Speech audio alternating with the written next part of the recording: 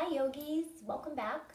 I'm here today to just do a quick tutorial on crow pose, Bakasana. So crow pose is an arm balance and there's a few contraindications, but there's so many benefits of inversions as I stated in my inversion, sorry that's Shanti, it's feeding time. My inversion video where I demonstrated tripod headstand and forearm headstand.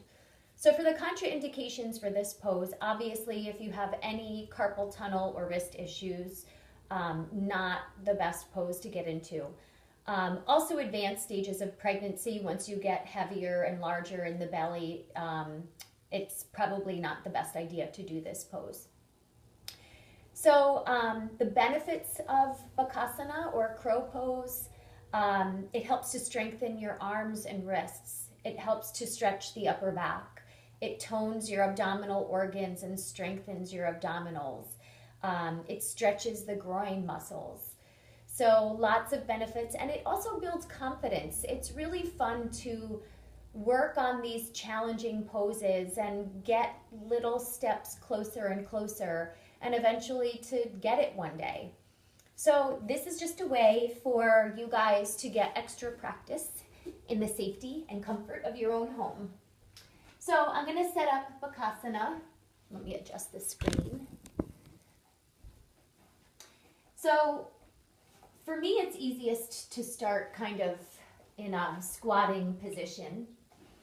And you want to take your hands and place them shoulder distance apart and really spread your fingers apart as wide as possible. And there's a couple of really important things to keep in mind in this pose. You want to keep the gaze forward. If you look down, you'll go down. Someone taught me that once, and it's really true. And you also want to make sure you're pulling the elbows in towards each other, the knees in towards each other, everything in towards the midline of the body. So I'm going to place my hands shoulder distance apart, spread my fingers nice and wide, and I'm going to just take my knees and try to get them as high up onto my triceps as possible, almost way into the armpits.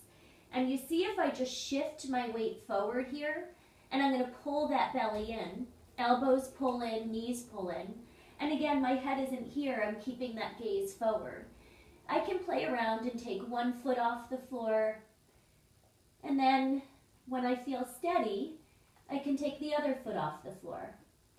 So I'll try to pull those feet way up towards my glutes, pressing strong into the hands, keeping the gaze pretty still and the breath smooth. And although it takes arm strength to do this pose, it's really so much more core. If you keep that belly pulled in, if you keep the elbows pulling towards each other, the knees pulling towards each other, and that gaze forward, so important. So I'll show you one more time just from the front view to see if that gives you a better perspective. So again, up on those toes, fingers spread apart nice and wide, the gaze stays forward, propping the elbows or the knees way up onto the triceps, almost into the armpits, shifting forward, and again, one foot at a time. And take your time, don't force it, staying as long as it feels comfortable for you. Sometimes people feel like it's a bit easier if they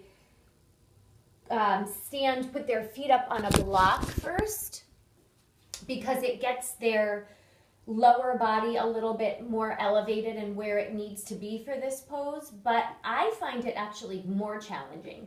So that's something that you can try if you want.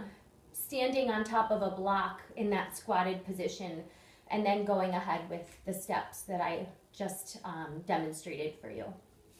So just have fun with it, no pressure.